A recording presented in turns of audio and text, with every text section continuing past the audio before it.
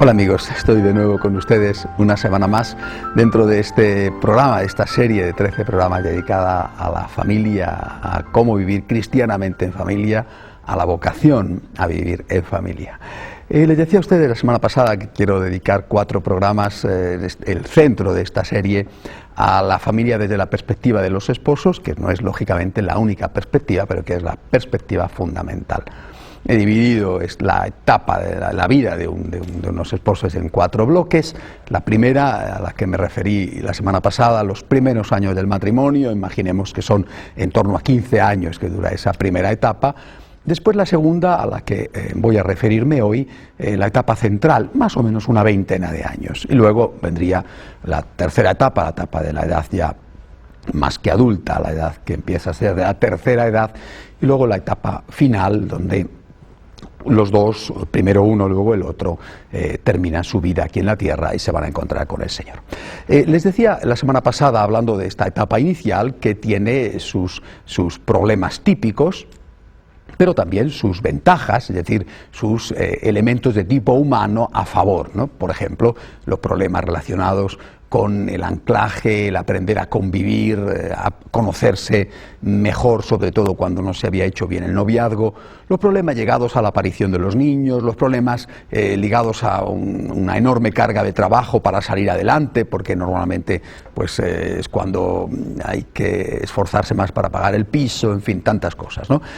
A favor está que esa misma llegada de los niños es un elemento unitivo extraordinario, que todavía está fresco el amor intenso de tipo sentimental que les llevó al matrimonio. Bueno, les recomendaba, para esa etapa inicial, les recomendaba intentar no despersonalizarse, es decir, no perder la relación personal con el Señor. No perder de vista que el cónyuge sigue siendo el cónyuge y no es ya simplemente el papá o la mamá, sino que hay que mantener una relación personal con el cónyuge y que intentar encontrar un tiempo para estar a solas, ¿verdad? Y sobre todo les decía que yo veo muy importante en una época como la nuestra, de una forma especial, veo muy importante lograr entrar en una dimensión más amplia de familia, en una familia espiritual, en un movimiento de espiritualidad, en un grupo de matrimonios, a ser posible que tenga características semejantes a las que uno tiene para poder encontrar parejas, esposos que teniendo una situación, una problemática parecida, pues puedan aportarnos también unos ejemplos que nos ayuden en nuestras propias situaciones. Esto es un resumen de la etapa anterior, de esos primeros años del matrimonio, que, bueno, de una forma así muy general, he supuesto que duraría como unos 15 años. Se casan a los 25 y ahora ya tenemos a esa pareja entrando en la cuarentena. Bueno, esa edad que antes se llamaba la del demonio meridiano. Ahora, como la gente vive más, quizá hoy esa edad media ya no es la cuarentena, sino la cincuentena. En todo caso, nos encontramos con una pareja de esposos que llevan ya 10, 15 años casados, que están entrando en los 40 años y que afrontan la etapa central de su matrimonio, más o menos desde los 40 hasta los 60 años. Lo mismo que en el caso anterior, hay una serie de problemas típicos de esta etapa y también hay que encontrar la forma de afrontar esos problemas típicos. Y también, como hago siempre, vamos a hacer una breve pausa para a continuación desarrollar tanto los problemas como las soluciones que podemos encontrar a esos problemas. Hasta ahora mismo.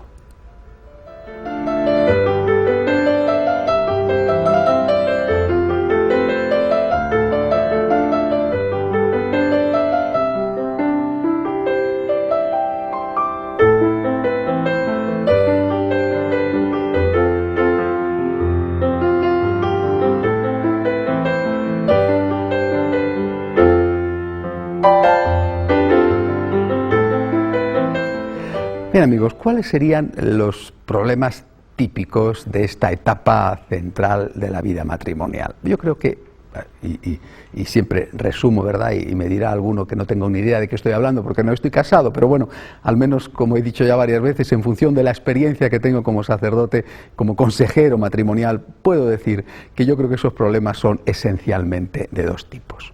Por un lado, que ya no hay los, digamos, recursos que había en la etapa anterior, a la vez que siguen los desgastes de alguna manera aumentados. Me refiero, por ejemplo, a los hijos y al tema de las relaciones sexuales. Es decir, por un lado tenemos que la pareja ha ido amortiguando el tipo de amor, no digo el amor, sino el tipo de amor que le llevó al matrimonio. El sentimiento es menor, aunque pueda ser mayor el sentimiento desde otra perspectiva. En todo caso, es un amor diferente. Probablemente, si las cosas se han hecho bien, este sea un amor más intenso, más puro, más verdadero, incluso más fuerte. Pero en todo caso, no cabe duda de que después de 15 años, 20 años, 30 años de casado, ya no es el mismo tipo de amor que había en el noviazgo. Bueno, esto es una realidad. Podrá ser mejor, pero no es el mismo. Y luego, por otro lado, pues cuando llegan los niños, como he dicho antes, bueno, pues es muy bonito, es un elemento unitivo, fantástico, bueno. Pero cuando los niños han dejado de ser niños y empiezan a ser adolescentes, por ejemplo, la situación es muy distinta. El niño te da un tipo de problema, por ejemplo, las noches sin dormir o la preocupación si se ha puesto malito y los niños son enormemente frágiles y se pueden ir de un momento a otro. Bueno, los problemas que dan los niños, que no digo que sean problemas pequeños, son insignificantes, por lo menos en general, con los problemas que dan los adolescentes y con los problemas que dan los jóvenes. En esta etapa central de la vida de la pareja ya no son niños, ya llevan 15 años casados, puede ser que si tienen varios hijos tengan ahora todavía algún niño pequeño, porque lógicamente han tenido varios, los últimos están todavía en la infancia. Pero los primeros ya están en plena adolescencia y los adolescentes son enormemente difíciles. Hay adolescentes extraordinarios, pero lo normal es que los adolescentes sean muy difíciles y que los padres con hijos adolescentes se vean sometidos a una carga extra que les provoca no pocas tensiones y que a veces les lleva al enfrentamiento entre ellos. Esto es un elemento. El otro, como he dicho, se ha producido una modificación también en las relaciones sexuales. No es que el hombre o la mujer, cuando llevan 20 años de casados, 25 años de casados, ya no tienen un apetito sexual. Pero, repito, no es lo mismo que cuando estaban de novios o cuando estaban de recién casados. Y en esto hay que decir que generalmente, y salvo todas las excepciones, que seguramente son muchísimas, ¿verdad? Generalmente este cambio en la apetencia sexual es diferente en ella que en ellos. En ellos, a lo mejor en el marido puede seguir siendo el instinto sexual muy poderoso y en ellas, en muchos casos, esto se ha amortiguado y sin necesidad de que haya llegado ya la menopausia. Estos dos elementos van a caracterizar esta etapa central de la vida del matrimonio y la van a condicionar. Y hay que procurar, primero saberlo, ¿verdad? Y luego intentar dar una solución específica a cada uno de estos elementos. Veamos el primero, por ejemplo, los problemas que dan los hijos, que en esta etapa a veces son graves problemas. Y hay siempre la tentación de pensar que esos adolescentes o jóvenes que están dando problemas, los están dando porque la otra parte, el cónyuge, no ha sabido educarlos convenientemente. Por lo tanto, hay una tentación a responsabilizar al otro, a la esposa o al esposo, de que esos muchachos estén haciendo tantas tonterías, sean rebeldes, no estudien, no hagan caso, quieran entrar y salir de casa cuando les apetezca, por no decir cosas que pueden presentarse y que son todavía mucho más graves. La droga, el alcohol, en algún caso incluso la delincuencia. Por lo tanto, delante de ese problema nuevo que aparece, que no tiene por qué ser necesariamente gravísimo, pero que ciertamente es un problema, que es la entrada de los hijos en la adolescencia y en la juventud, delante de eso existe la tentación de culpar al otro de lo que pasa. La culpa es tuya. A veces incluso se cae en alguna trampa lingüística, ¿no? Cuando el muchacho hace una cosa buena, dice, es mi hijo. Cuando la hace mala, se dice, es tu hijo, ¿no? Bueno, no. En cualquier caso, es nuestro hijo. Incluso, aunque pueda haber algo de verdad, en el sentido de que la inhibición, por ejemplo, del padre en la labor educativa, porque ha estado dedicado a ganar dinero, ¿verdad?, sea en parte culpable de que esos hijos no hayan tenido una figura paterna en casa y no se hayan educado debidamente, hay que intentar, de verdad, con toda la fuerza que uno pueda, no discutir nunca delante de los hijos. Los hijos, en la edad adolescente, generan unos problemas que, unido al cansancio, unido a todo lo demás, al fin somos seres humanos, van a provocar unas tensiones enormes. Pero hay que hacer un enorme esfuerzo para no discutir, no pelearse delante de los hijos. Si tienes que decirle a tu esposo, tienes que decirle a tu esposa algo con respecto a la educación de los hijos, por favor, procura no desautorizarle o no desautorizarla en público. Delante de los hijos no hagas escenas, y es uno de los elementos más tristes de esta etapa y por desgracia más frecuentes, las broncas domésticas donde se ventilan los asuntos de todo tipo, pero muchas veces ligados a la educación de los hijos o digamos que provocados como gota que desborda un vaso por algún problema con los hijos, y se ventilan todos los asuntos. Ahí, delante de todos, se grita, se dice cosas que uno pues después se arrepiente de haberlas dicho, pero ya quedan dichas. Hay que hacer un esfuerzo por en resolver los problemas en la intimidad del matrimonio. Y por supuesto, por resolverlos naturalmente que con franqueza, diciendo las cosas, pero sin que eso represente ningún tipo de violencia, y no solamente violencia física, que tiene que ser rechazada absolutamente, sino también la violencia verbal, que a veces es mucho más, vamos, es mucho más frecuente que la física, ¿no? Y que también es muy dañina. A veces no es violencia verbal, sino, por ejemplo, silencio, ¿no? Yo sé de casos, muchos, en que me viene y dicen, no, estoy enfadada con mi marido, llevo 3 días sin hablarle, ¿no? O al revés, mi marido está enfadado conmigo, lleva 3 días sin hablarme. Bueno, pero esto, por lo menos desde la perspectiva de una familia cristiana, esto no puede aceptarse, no puede hacerse. Por tanto, primera cosa, los problemas que dan los hijos, hay que intentar resolverlos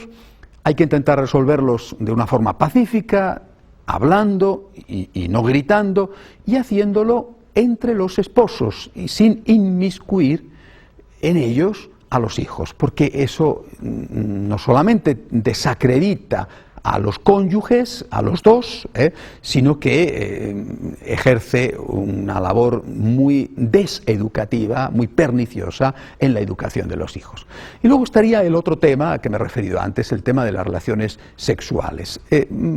Hay un problema al que no me referí en el programa anterior, que es el problema de la castidad conyugal. Sí que hablé de la castidad en el noviazgo, pero no he hablado de la castidad conyugal. Y la castidad conyugal tiene varios aspectos, imposible en pocos minutos afrontarlos todos. Pero sí quiero fijarme en 2. Por un lado, la castidad conyugal existe. Es decir, también en el matrimonio hay que vivir la castidad. No se puede hacer lo que uno quiera. Y eso significa, y forma parte de lo que uno se ha comprometido cuando se ha casado por la Iglesia, que hay que estar abiertos a los hijos, y que hay que estar abiertos a los hijos con una actitud generosa y con una actitud responsable, utilizando con una actitud generosa aquellos medios que son lícitos, que son permitidos por la Iglesia porque han sido puestos por Dios, que son los métodos de control natural de la natalidad. Ahora, repito, con una actitud generosa, porque si no podía darse el caso de que utilizando medios legítimos no se tuvieran niños o se tuvieran muy pocos niños. Bueno, pero ¿qué sucede cuando la pareja llega a un momento en que dice ya no queremos tener más hijos? Con una paternidad responsable no conviene que vengan más niños. Tenemos 4, tenemos 5 niños. Bueno, hay que hacer un esfuerzo por vivir la castidad conyugal. Si se ha vivido antes, a partir de ese momento hay que vivirlo con una especial intensidad. Y esto representa un esfuerzo y un sacrificio. No es el único esfuerzo en este tema. Por ejemplo, es una época en la cual más el hombre que la mujer, repito, estamos entrando en este centro de la vida matrimonial, de 40 a los 60 años, ¿verdad? Y más el hombre que la mujer experimenta un ocaso en su vida. La mujer también, pero no le da tanta importancia. Y el hombre experimenta un ocaso. Nosotros, quizá porque somos, aunque no lo parezca, muy vanidosos, ¿verdad?, nos gusta ser siempre unos conquistadores, nos gusta tener la sensación de que todavía podemos conquistar. Cuando a ese hombre que quizá en algunos aspectos profesionales ha destacado, le surge la oportunidad de tener una relación extramatrimonial con una mujer más joven, que es posible que esté ligada a él por algún vínculo laboral, la típica secretaria, pues es muy frecuente ver cómo estos hombres con 50 o incluso con 60 años no se resisten a la tentación y tienen relaciones extramatrimoniales de infidelidad, ¿no?, que son no solamente un pecado, sino una ofensa para la dignidad de su esposa, ¿no? Por tanto, es un punto a tener en cuenta de una manera especialmente importante. La castidad tiene que vivirse también dentro del matrimonio, tanto en la relación de los dos cónyuges, como en la relación de cada uno de ellos con personas que no forman parte de la pareja. Pues a lo mejor, en fin, la relación se ha deteriorado, incluso la relación sexual entre ambos se ha podido deteriorar, pero a lo mejor esa relación sexual se ha deteriorado porque previamente se ha deteriorado la relación afectiva, por lo que sea, a causa de los hijos, a causa del trabajo, a causa de la separación, de la separación que a veces provoca el trabajo, se ha enfriado el afecto, la relación sexual ya no es tan placentera como antes, o incluso se ha deteriorado mucho, ¿verdad? Y surge la tentación de establecer una nueva relación con otra persona, que no necesariamente, por lo menos en un primer momento, va a dar lugar a una nueva familia y a una ruptura del matrimonio. A lo mejor es simplemente una aventura, pero que con mucha frecuencia termina por convertirse en algo que destruye el matrimonio. Y hay que tener un especial cuidado en esta etapa en evitar ese tipo de relaciones extramatrimoniales. También hay que tener cuidado en la etapa inicial, pero son más frecuentes las relaciones extramatrimoniales en esta etapa. Ya tus hijos tienen 14, 15 años, está en la adolescencia, él o ella piensa que él está tan embebido en su trabajo que la tiene un poco abandonada.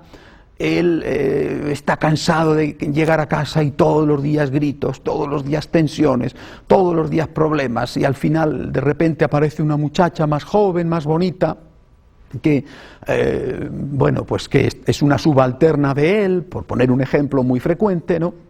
Y dice, mira, yo todavía soy apetecible para mujeres jóvenes, la tentación de la vanidad, en fin, se cometen no solamente pecados, sino se cometen ofensas gravísimas contra el otro cónyuge, hacia el cual hay un deber de fidelidad. Bien, ¿cómo afrontar estos problemas? Repito, por un lado, evitando las escenas, por otro lado, evitando la infidelidad, pero sobre todo, lo decía la semana pasada, manteniendo cada vez con más intensidad, si cabe, una relación personal con el Señor.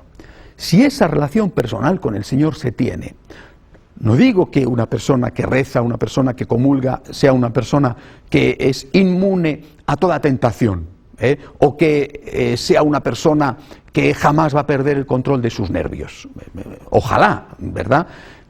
Pero sí que es verdad que una persona que reza, una persona que comulga, una persona que se confiesa, es una persona que va a afrontar con más facilidad tanto el control de su carácter y por lo tanto lograr tener una relación con el cónyuge pacífica y educada, como la fidelidad a ese cónyuge y por lo tanto evitar todo tipo de infidelidad fuera del matrimonio. Yo creo que es en este momento, en esta etapa de la vida, donde esa relación personal con el Señor tiene que estabilizarse y tiene que convertirse en algo habitual. Una persona cristiana que ha formado una familia cristiana no puede olvidar nunca, y por lo tanto tampoco en este momento, que tiene que llevar una vida cristiana. Si la lleva, va a afrontar con mucha más facilidad los problemas típicos de esta etapa de su matrimonio. E insisto, lo mismo que la semana pasada. Además de esta relación personal con el Señor, además de esto, la pertenencia a una familia espiritual. Si la familia se queda aislada, si la familia está replegada en sí misma, se hace muchísimo más frágil. Si la familia, por el contrario, forma parte de un equipo familiar, de un grupo de familias, a las cuales ayuda y de las cuales recibe ayuda, va a tener más fácil, va a ser más sencillo para esa familia afrontar los problemas que en esa etapa central de su vida están atravesando. Un momento de pausa, como siempre, y enseguida vuelvo para terminar este capítulo.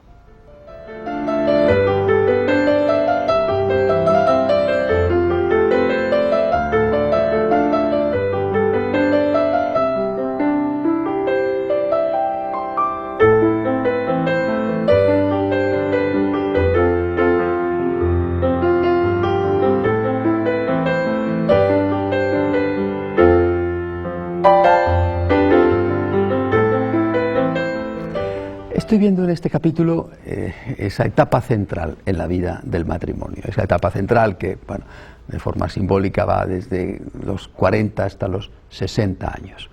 Esa etapa en la cual lo que no se haya hecho ya no se va a hacer.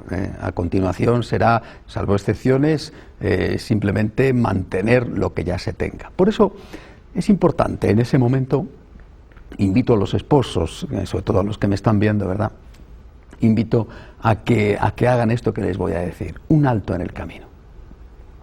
¿Cuál era el objetivo de la familia cristiana? ¿Cuáles eran las notas características de la familia cristiana? Hay que plantearse si se están cumpliendo. Y hay que plantearse también con qué recursos se contaba y si se está acudiendo a esos recursos. Por ejemplo, esa familia cristiana tenía que ser una familia donde hubiera amor humano y amor cristiano.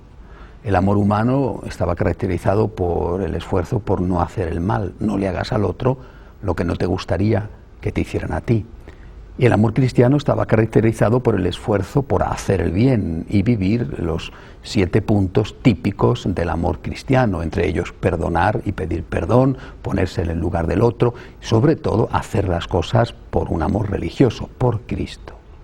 Esa familia tenía que ser una familia unida, pero también una familia que respetara las legítimas diferencias. Tenía que ser una familia abierta al resto de los miembros de la familia, los abuelos, pero también a otras familias, a la vez que esa apertura no era una anarquía.